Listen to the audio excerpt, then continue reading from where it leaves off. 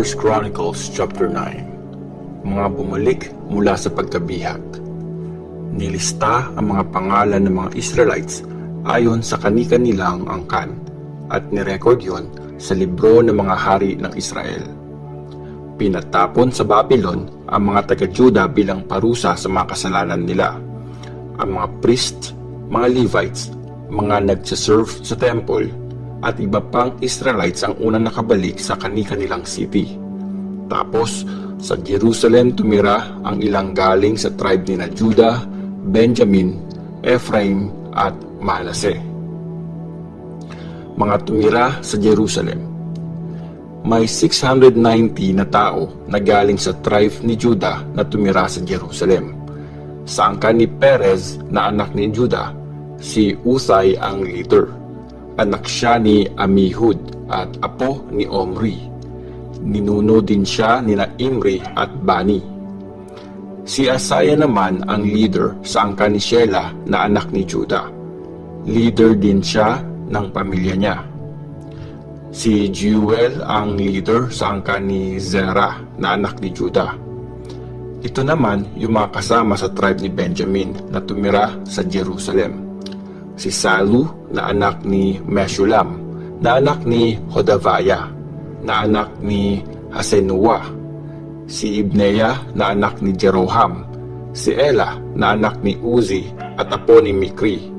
Si Meshulam na anak ni Shepataya, na anak ni Reuel, na anak ni Ibnijah.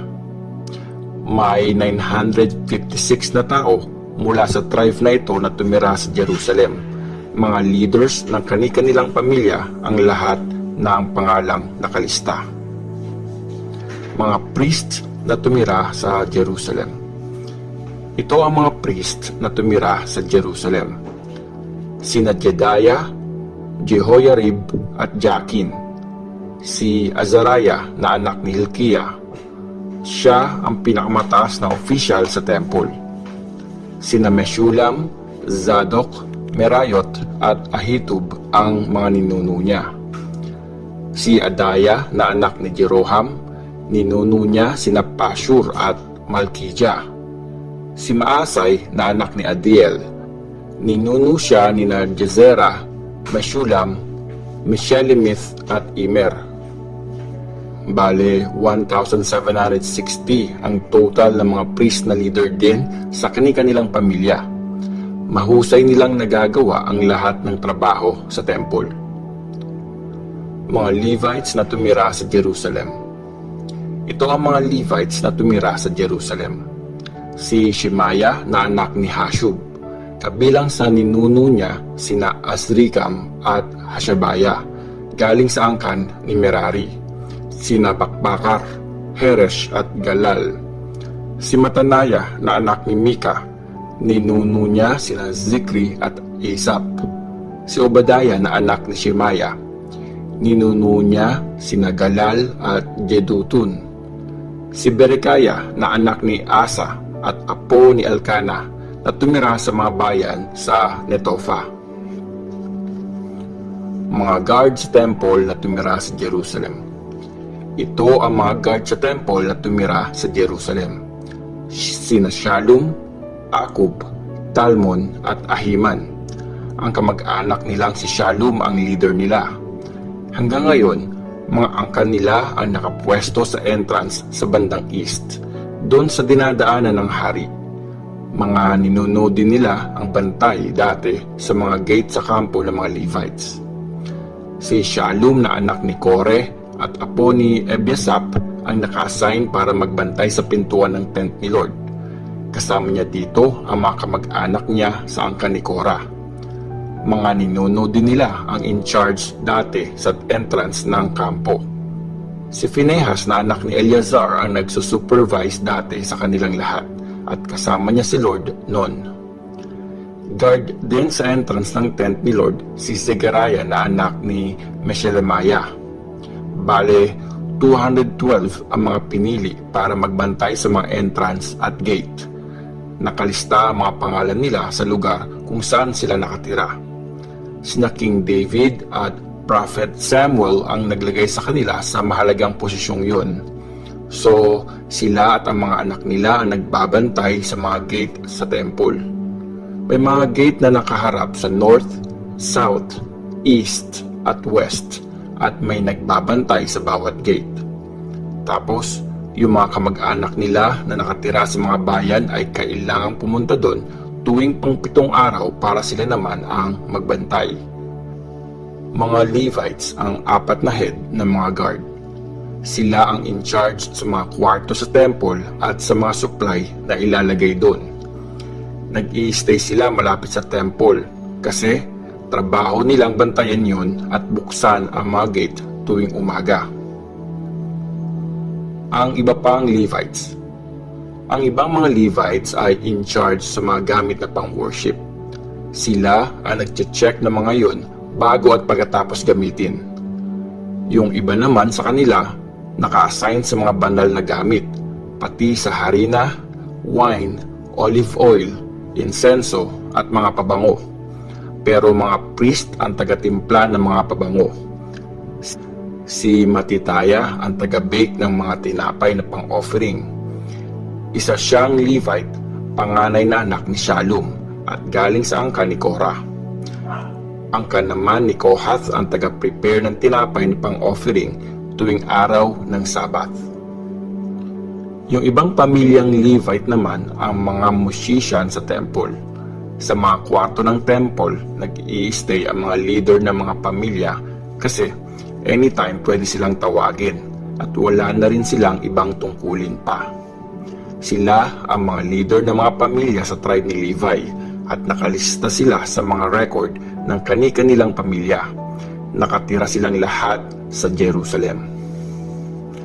Mga ninuno at mga anak ni King Saul. Si Jael ang nagtatag sa city ng Gibeon at doon siya tumira. Maaka ang pangalan ng asawa niya. Si Abdon ang panganay niyang anak. Tapos, sina Zur, Kish, Baal, Ner, Nadab, Gedor, Ahio, Zechariah at si Mikloth na tatay ni Shimea. Tumira sa Jerusalem ang kanila, malapit sa iba nilang kamag-anak. Si Ner ang tatay ni Kish at si Kish naman ang tatay ni Saul. May 4 na anak si Saul, sina Jonathan, Malkishua, Abinadab at Eshbaal. Si Jonathan ang tatay ni Meribaal na tatay naman ni Mika. 4 ang anak ni Mika, sina Piton, Melek, Tareya at Ahaz. Si Ahaz ang tatay ni Jara na tatay ni Alimeth, Asmabeth at Zimri. Si Zimri ang tatay ni Moza. Si Moza ang tatay ni Bineya na tatay ni Refaya, na tatay ni Eliasa, na tatay ni Azel. 6 ang mga anak ni Azel, sina Azrikam, Bokeru, Ishmael, Sheraya, Obadiah at Hanan. 1 Chronicles chapter 10. Ang pagkamatay ni King Saul. Nilabanan ng mga Philistines ang mga Israelites sa Mount Gilboa. Marami sa mga Israelites ang napatay. Yung iba naman nakatakas. Pero nahabol ng mga Philistines si Saul at ang mga anak niya. Pinatay nila ang 3 anak niya na sina Jonathan, Abinadab at Malkishua. Naramdaman na ni Saul yung tindi ng labanan. Tinamaan siya ng mga pana ng kalaban, kaya nagkandasugat-sugat siya. Sinabi niya sa binatang tagadala ng sandata niya, "Bunutin mo ang espada mo at saksakin mo ako. Baka maabutan ako ng mga Philistines na walang kinikilalang Diyos at pagtripan pa nila ako." Pero hindi yun ginawa ng binata kasi takot na takot siya. So, hinugot ni Saul ang espada niya at sinaksak ang sarili. Nung makita ng binata na patay na si Saul, sinaksak niya rin ang sarili niya at namatay din siya.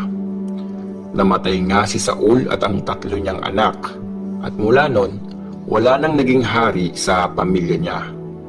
Nalaman ng mga Israelites sa Jezreel Valley na tumakas yung army at napatay si Saul at ang mga anak niya, kaya Iniwan nila ang mga bayan nila at lumayo na sila. Tapos, dumating doon ang mga Philistines at sinakop ang lugar na yon. Nung sumunod na araw, pumunta sa Mount Gilboa ang mga Philistines para kunin ang mga gamit ng mga napatay. Nakita nila nakahandusay doon ang bangkay ni Saul at ng mga anak niya. Pinugutan nila ng ulo si Saul at hinubad ang armor nito. Tapos, nagpadala sila ng mga messenger sa buong lupain ng Philistia para sabihin ang magandang balita sa mga Diyos-Diyosan at mga kababayan nila. Nilagay nila ang mga armor ni Saul sa temple ng mga Diyos nila at sinabit ang ulo niya sa temple ni Dagon. Nung mabalitaan ng mga taga-Jabesh sa Gilead ang ginawa ng mga Philistines kay Saul, pumunta doon yung matatapang nilang sundalo. Kinuha nila ang bangkay ni Saul at ng mga anak niya at dinala sa Jabesh. Nilibing nila ang mga yon sa ilalim ng oak tree, tapos 7 days silang nag-fasting dahil sa lungkot. Namatay si Saul kasi hindi siya naging tapat kay Lord at hindi niya sinunod ang utos ni Lord. Sa mga espiritu ng patay siya kumonsulta, imbes na kay Lord. So, pinatay siya ni Lord at binigay ang kaharian kay David na anak ni Jesse.